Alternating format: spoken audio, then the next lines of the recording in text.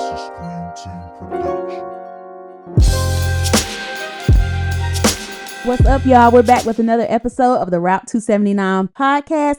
Today, I am joined by SenTer of SenTer Music. She's a creative whose journey through music was rooted in discipline, passion, and decades of hand-on experience, developing voices and shaping sound.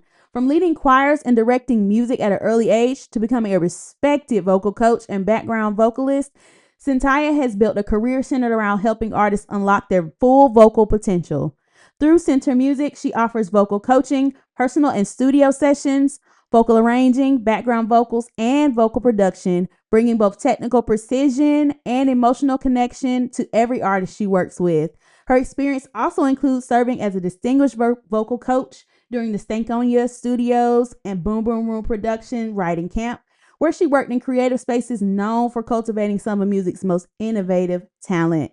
With years of experience leading voices, building harmonies, and understanding the emotional power behind performance, SenTer represents the kind of artistry that goes beyond singing. It's about communication, confidence, and creating moments that resonate. So today, we're going to talk about her musical journey, the art of vocal production, working behind the scenes in the industry, and how she continues helping artists find their sound and strengthen their voice. I present to you SenTer. What's up, everybody? How y'all doing? Thank you for joining us today. I'm excited about Thank you this. for having me. This is my first interview, so a little nervous.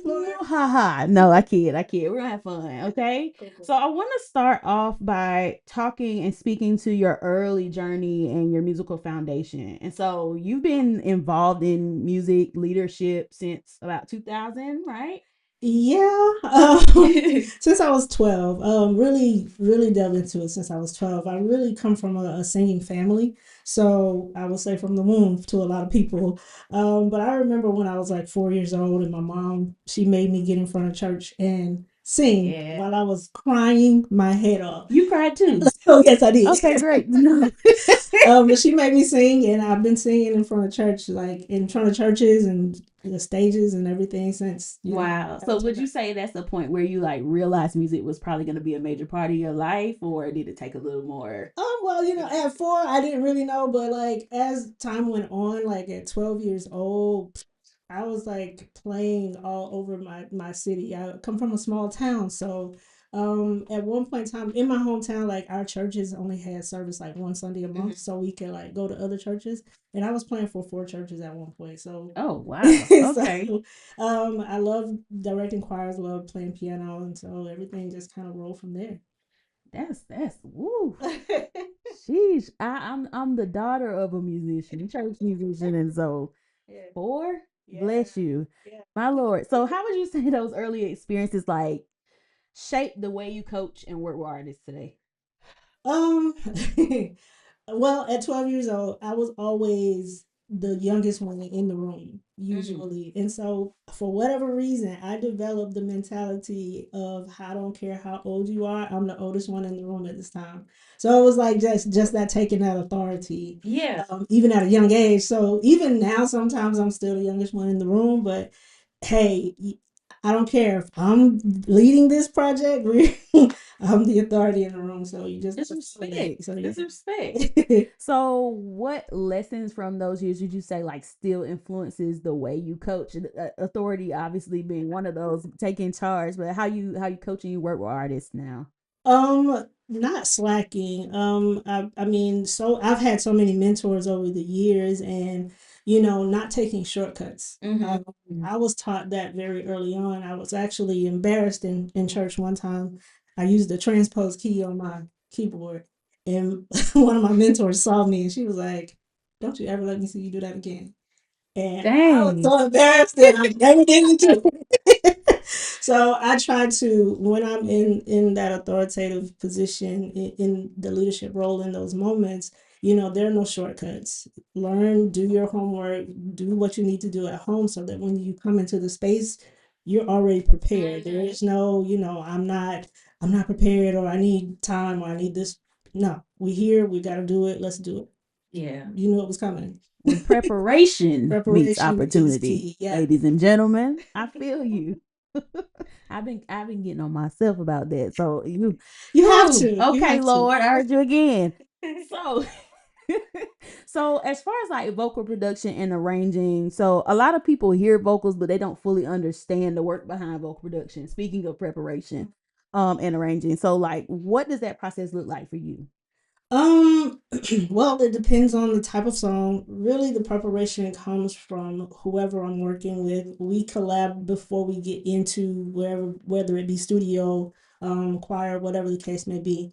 As long as the leaders are prepared, there everything should flow easily. And then the people that you work with, as long as they're professional and they have the skill to do what you need them to do, you should be good. So as far as how I prepare for that, it's just making sure that I am, listening to the song, listening to the arrangement, however the arrangement goes, or if I'm creating in that moment, being in the space, being mindful of where I am. So yeah.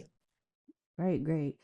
So when it comes to again kind of the arranging process, and I'm asking this because I'm a vocal junkie and I've also had the opportunity to be arranged harmony wise by this great person I have here. So like when you're building the harmonies and like arranging the background vocals, what are you listening for?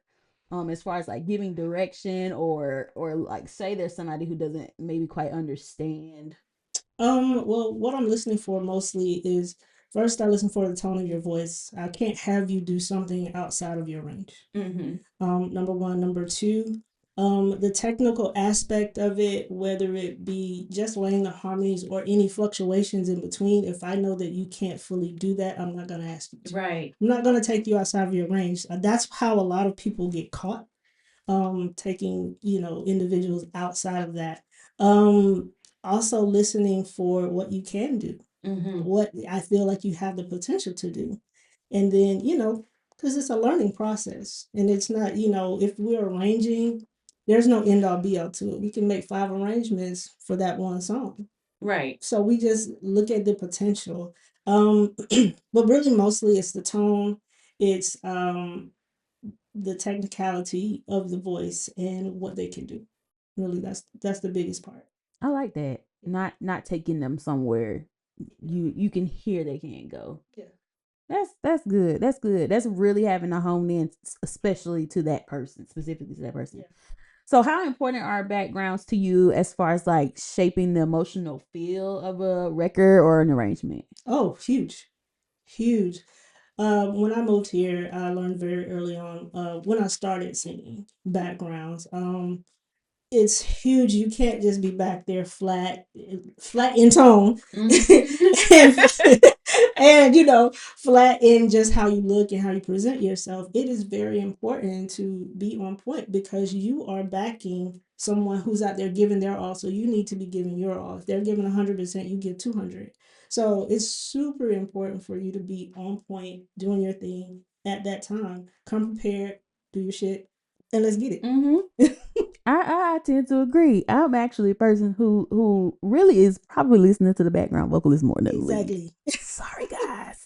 I kind of get off on that kind of thing. Exactly. So in general, okay, harmonies as well as like a lead, like what separates a technically good singer from a truly impactful singer, and which one do you think is more important? Impact is always important. It's gonna always be most important. Because if you can't reach the person, I'm probably not gonna listen to your song. That's just gonna be honest about that. Um, Technicalities or technical, things. Um, I feel like they have their place. Um, I feel like a lot songs can be very overdone with the technical things because I will stop listening to you. Because at that point you're thinking too hard about what you're singing rather than just going with it and giving me your soul. I want When I'm in the audience, I want to take your soul. I want you to give me everything that you got on that stage to give me. Wow. So Yeah. if you're up there thinking about what run am I going to do next, or what riff I'm going to do next, or what high note I'm going to hit next, just let it flow. And I feel you. like a lot of people tell me, you sing it the exact same way. I'm like, huh? I can't because I don't know what I just sang. Honestly, half the time I don't know what I just did. That's good though. Cause that really means like you gave it. You gave it how you felt it in the moment. Truly. And I think that that can even come into play like over strategizing things Yeah. when you're doing too much of a thing. And also too, it can, some artists I've seen can come across as, this is what I practice at home, so this is what I'm going to sing here, and it becomes robotic. And you don't want it to become that. You want it to be very natural, and you want it to be impactful. So what you're feeling in that moment, give me that.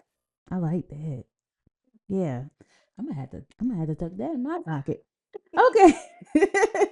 So moving into like your industry experience with your coaching, you were part of the Stankonia Studios and Boom Boom Room Productions writing camp. What was that experience like creatively, and what it being in that environment kind of teach you about collaboration and artist development? So to be honest, well, vocal arranging has always been a part of my life, but in studio, that was really the first time that was presented to me. I've done arranging in the studio, but just for myself. It's never really been for a group of people or, other artists. So when my good friend Tasia brought it to me, she was like, "Come on, just come do this with me." That's She what knew you she were the said. Swiss Army knife. She was like, just come on over. When I walked into the room and, just saw all of the talent, just being there with them and being there with the artistry was amazing. I felt so at home. I was so excited and always nervous. I feel like if you're not nervous going into a room, you feel like you're too arrogant at that point. So I'm always a little nervous in any room I go into. I don't care who you are. So you don't have to be a huge big artist for me to come in and just be humble to be there and be a part of the experience. But that experience for me, especially the first time, being able to get in the studio with the artist and like, okay, so this is a little flat, let's get here, let's bring the tone up. Or let's put some air under that note, or in trying to get them to understand what that means. Yes. Singing from the front of your mouth instead of from your throat all the way in the back of your mouth. It's a technical thing. You got to learn how to do it. You got to learn how to switch it up. It's hard to do. Yeah. And I can tell you to do it all day, but until you can feel it, really singing is a feeling, like literal. You have to feel it in your mouth, your tongue, back of your throat, lungs, all of it. So try getting to teach that on that intimate of a level, not teaching a big choir how to do that is really super exciting. So yeah, it was really fun. And I can say, as somebody who I've had the pleasure of being a part of that camp, and for somebody who where that was a first time experience for them in that way, I really appreciate, like I can say, your approach to that. You as well as the other coaches. Shout out to Tasia, shout out to Lamont, shout out to Smart Boy, yes. Um Definitely was an experience where if you are there for the first time, you get that technical expertise from you guys without it feeling intimidating. So definitely was a great experience just personally as well. So like, are there any standout moments from that camp, or like any like coaching experiences or through the industry that you've had to this point? Honestly, well, all moments are standout moments, but I will tell you, it gets hard for vocal coaches. And the standout moment that I have there, there was a young lady who wanted to say, she came in. She said she was a singer. She was not a singer, and she, I've heard the term tone deaf. Didn't know that it was a real thing. Wow. And literally, you could tell her to sing one note, and she always sang either above or below you. It was never on that note. Now, when she rapped, Amazing. knocked it out of the park. We tried to get her to rap something. She wanted to sing it. Interesting. And so it's just like, okay. So and to say it was a highlight, it just gave me the challenge of what could I have said? What could I have done? How could we have coached that? Or how do you approach letting someone know that this is not your lane. Yeah. You know what I mean? Like, how do you? So I haven't gotten that answer because I can be very blunt. I can be very straightforward, and I don't want to hurt people's feelings. But also, and two, you also want to be honest because there are a lot of people you're like, oh, you sounded so great, but they really didn't, and it's just like. So when they get up to sing the next time, it's like, yeah, okay. Yeah. So you gotta be honest, but you have to learn how to approach it. So that was a highlight for me because it was a learning curve. Yeah. So yeah. It's good to know, and it's good to know, you know, from both ends that it's iron sharpening iron for everybody. And so yeah, definitely taking away from that and being able to, because you may, you know, reach that situation again. Yeah, as a exactly. coach. I mean, I have better tools to say how to approach that. so speaking of your coaching, let's talk about SenTer Music. So what inspired you to create SenTer Music? Um, really just years of just the vocal coaching, and really honestly it came out of me starting with Boom Boom Room and Tasia. And I was like, you know what, people have been asking me for years to really do vocal coaching, and I was just like, nah. And so because I just never felt like I was the technical aspects of it, I didn't feel like I had it or whatever the case may be. But you know what, I was like, you know, let's do it.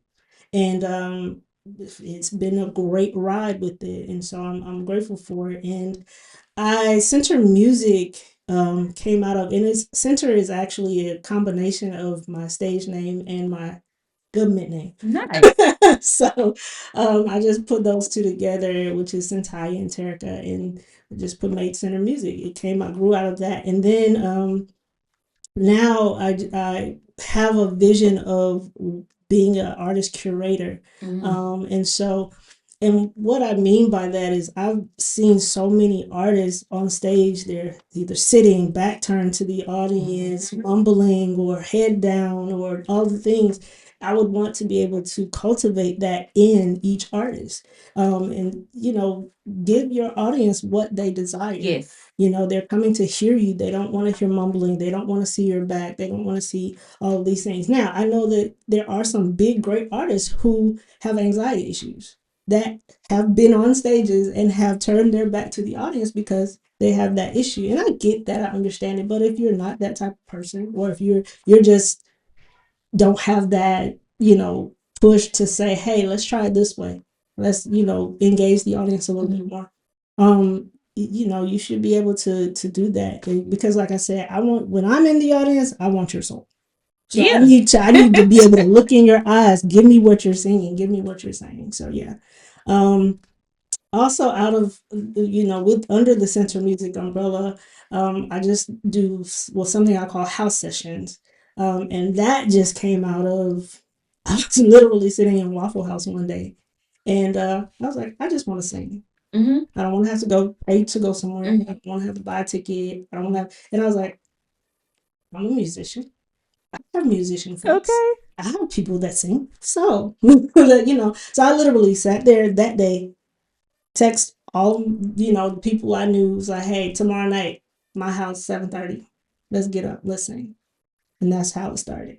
Wow. And so I've been doing it. We're actually getting ready to do session 5 next month. And so I'm excited because it continues to grow every time we do it. That's dope. And it's just fun. It's You just so do much fun. realize that's how like the front porch started, and the backyard, and Yeah. I mean, if it gets there, it gets there. But right now, it's just, I just like to come together, jam, have fun. You know, we have people get up and sing. Sometimes we do stuff together. Sometimes and I have a vision for how I want it to grow. Because I want it to be a learning space. Yeah. For artists. So this is a part of the artist curation, you know. And I have a lot of people who are like, so, you know, when they get on a big stage, they're cool. But when they get into smaller spaces, they get nervous. So I have some people coming in that are like, you know, this is helping me with my nerves. And I love that. I love that aspect of it. Some people that can sing that haven't sung before, they get up and they sing. This is like their testing ground. Wow. And so I love that aspect of it. You know, use me. Right. So yeah. It's only more people felt that way. So that's amazing that, that's a disposition that you take with it. Yeah. And it's funny that you said that because I was gonna ask you, like, how do you help build singers' confidence with their voice, especially like newer artists? Just doing it. You just gotta do it. And if this is a space that I can create for you to do that, let's do it. Perfect. That's period. Because if you want to do something and you don't do it, it's not gonna happen. You know. Hello, somebody. So as somebody who has worked kind of both on stage and a bit behind the scenes, like, which role feels most natural to you? Ooh. On stage. I just like to sing. And I don't have to be out front to do it. That honestly, the out front, have it Okay, all please. day. Surprisingly, right? As I host a show. Right. Yeah. Yeah. But yeah, out front, y'all have that. I like to be back here. I like to support you. I like to do, all the things that support you. Even on the keys, I'll get on the keys before I want to be out front. So that's just me. And is it safe to say that that's what keeps you passionate about it all, or is there something underlying? The passion has always been there, ever since I was a kid. So it's just always I'm always chasing it. So it's never I'm done learning. Yeah. You know. So I'm always chasing it. I'm always chasing the next thing or how to be better. I'll be honest. Like when I moved to Atlanta, like in my hometown, like I said, it was small. I was playing for 4 churches at one point. So I thought I was a great musician. Thought I could play. All these things. I know I had my little idiosyncrasies that I need to work on, but hey, when I moved to Atlanta, and you're in like a sea of musicians, you're like, okay, I can't play at all, and so it took me a second, and I was playing for bands, I was playing churches, I was doing all of these things, and something happened to me. I at the time I didn't improv well when it comes to playing, and I was embarrassed in a show where I had told the artist that I didn't want to improv. Because you know how they go through and ask each person, the bass player to play, the drummer to play. I had told the artist I didn't want to do. Mm-hmm. And she called me out anyway in the show. And when I say I bombed, I totally lost. I don't know what my mind did. I don't know what my body did. It just all went to hell in a handbasket. Dang. And I was like, fuck me. And I literally stopped playing everything that for every band. I stopped playing for every church. I stopped. Oh. It literally. But when I stopped, I started taking lessons again. And so in that time, I actually started with Tasia. She started She was gathering lives That's my one girl. lesson at a time out here. I started taking lessons again, and I'm still building my confidence in it. But like I've been playing with bands again. I've been playing for churches again, and I'm doing my thing. So in that time, I didn't stop just to stop. Yeah. And say I'm not gonna pick it up again. I stopped to say, hey, I want to be better, so I'm gonna do better. Yeah, absolutely. Yeah. And that's really what matters, because a lot of people would have just stopped. Period. Yeah, I was so when I say I was embarrassed, bro, because I can play. I'm not arrogant. I know I can play because I can play anything I hear. And I was telling the guys earlier, I don't know how to read music. Same. So I play by ear. And so for years, I mean, I can play anything I hear. I didn't know what I was doing.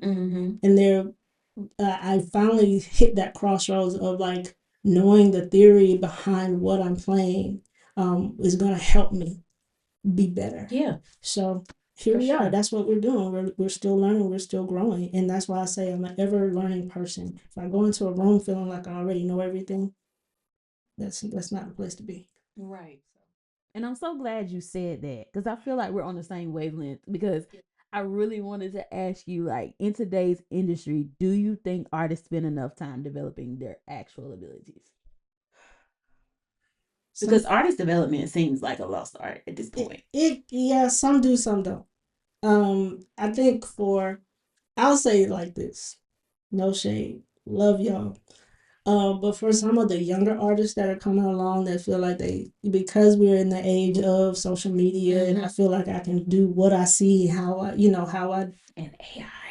that part. We can talk about that in a second. But a lot of the younger artists, I feel like they lack the skill and the time that it takes to develop. Like me, I've been in church all of my life. Well, JD said people don't even be coming from church no more. So I mean, and I'm not gonna say you have to go to church because it's a nice added, but listen to gospel music. Listen to the old school, gospel music. Listen to Aretha Franklin. She started, listen to all of those old school people and hone in on that. Just like, a lot of people that are in my generation, they listen to the Whitney Houstons of it all, to the, Mariah Carey's and all of that. They listen to them and they still have that technicality and that the skill that they need. But now it's like, some of the younger people don't want to listen to it. Right. Because they're like, oh, it's old school. They don't respect it. Anita Baker, oh my God, love her tone. Like, why would you not listen to her? So to answer your question, it is very lacking. The skill, the tone, the technicality, the passion. It's not just throwing up a video to say, hey, I'm getting likes. Right. So yeah. Right. I'm so glad you said that. Yeah. So kind of tying the development in back to what we were saying as far as impact earlier. So how do you help artists balance vocal technique but also have the authority and the emotion? The technique comes with practice. The emotion comes with life. And we all love Beyonce. We all don't, but we all do. But I'm a Beyonce fan. If you just look at her discography, when before everything what happened with Jay, she was very poppy and she's still poppy, but she dug into a bag because she got into that in that pain and that grit and that grind. Bruh. Like got it up out of her. Exactly. So it's just there's a difference in her voice for that sure. You can feel so much more. Like I have almost all of the albums, especially the ones before. But like you can hear the difference from one album to the next. Lemonade came out. Yeah. All of it. So to say how do you teach it, you can't teach it. Life has to happen. Yeah. And I don't say it has to happen, but it's just like you can reach into something. If you've never been heartbroken, you can reach into some type of depth to say, I don't want to be hurt like this. You know what I mean? Or think of somebody exactly that you know. Think of just even if your parents were divorced, or something like that. Not wishing that on anybody, but dig into that bag to say, hey, think of your happiest times. Think of your saddest time. Think of your loneliest times. We all have. You got to dig into some of the pain and the hurt to get to the impact that you want. You know what I mean? Sure. It hurts. You're gonna cry on that piece of paper or that tablet or whatever you're writing on. Let that emotion out. Yeah, that to me is not teachable. You just gotta have it. And the technical, again, you can have it or you cannot have it. But that emotion, you just gotta dig for it. You can't be surface with it. And you gotta just take us to where you don't want us to be. Yeah. In the back of that closet. Exactly. So I heard a renowned songwriter quote, "Write life." Yeah. And that's true. And so sing life because it goes. True. Yeah, that's the true. Same thing. Like even there are some artists that they sing and you're like, yeah, you say you've been heartbroken, but I don't feel it. And that could just be because they haven't thought about it. Even gospel artists have to take themselves into a praise and worship to get to where they want to be in the studio. Studio is a whole different ball game when you're not in front of an audience. So you're still trying to get that impact to come through the mic, and just when you're in a room with 4 people or 2 people, you know what I mean? But you want it to feel like you're reaching thousands. Yeah. It's a huge difference. So it can't really, it can be taught, and then again it can't be. You just got to be willing to dig into that bag that you don't want to go into. I think that's what most people are. Yeah. Yeah. Because it's uncomfortable. And that's the best songs. The songs that are uncomfortable are the best songs. Apparently that's a thing, because I heard T.I. say the other day. They were talking about blurred lines, and he was like, I didn't want to do it. But everybody loves it. It's like, I didn't want to do it. So yeah, I think you're onto something. So so looking ahead, what's next for you? What's next for SenTer Music? Honestly, I don't know. That's okay. House sessions is definitely something that I'm really developing right now. I'm still as an artist. I do artist things as being out front. I'm not saying that I don't like the stage. I do love singing. But is it preferred? It can happen. I'm not gonna be mad at it, But as of right now, I don't have any shows coming up. But Central Music, definitely house sessions is the forefront right now, and any studio sessions that come along, vocal arranging that comes along. I do a little bit of writing, and I'm working on some stuff right now. So I don't have music out, which everybody tells me that I should. I'm gonna go ahead and agree. Yeah. Well, especially when y'all hear this mic drop, y'all gonna agree too. Well, I mean, I dabble in writing here and there, but I just want to hone in on those skills as well. So, I'm also trying, learning, engineering and production and things of that nature. So, that's something that I want to put in my bag as well. So when we do house sessions, if I don't have somebody there to hit record, I know what I'm doing. You know what I mean? So it's just, I'm here for where it goes and whatever comes, but house sessions is my baby right now. So yeah. That's dope. That's amazing. I'm so excited. Thank you. For real. Thank you. You gonna come to the next one? Yes. Please and thank you. Appreciate it. So what legacy do you hope to leave through your work? Oh wow. Wow. I don't even know. Never really thought about leaving a legacy. I just want people to really know, or if when they hear me sing or when they hear me do something, I pray that they left my presence better than they came. Yes. I want them to feel the impact. Whether we're doing vocal arranging or just chatting about music or just, learning, growing. I want them to just be better, for sure. both of us to be better. But I just want you to feel like I impacted some way that you left and you wanted to do music more, you had more passion, you had more confidence, you had more skill, you had more love to give through that song. Yeah. I just really want that to be the case. So that's a heck of a legacy. That's amazing. Simple but effective, for sure. Yeah. Man, let everybody know where to follow you. Well, you can follow me at on my IG page at SenTer Music 0810. And then my SenTer page, and that's SenTaiya, and that's me. Man, I almost don't want this to be over.